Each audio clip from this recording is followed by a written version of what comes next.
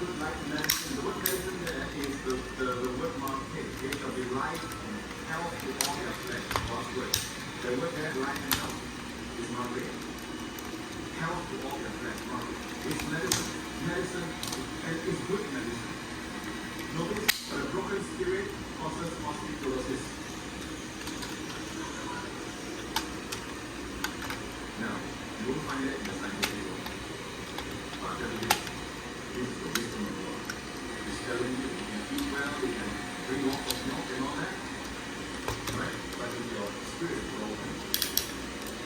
So Proverbs 15 says, Mary heart makes a church mountain, but a soul of the heart, the spirit is broken.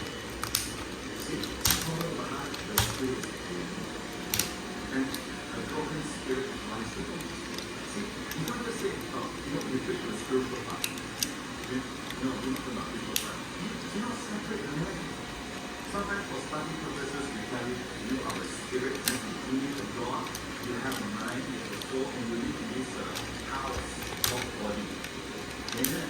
And one day you leave this body behind with Jesus Christ, and then you step out of it. But the real you still will be encased somewhere. Heaven or hell.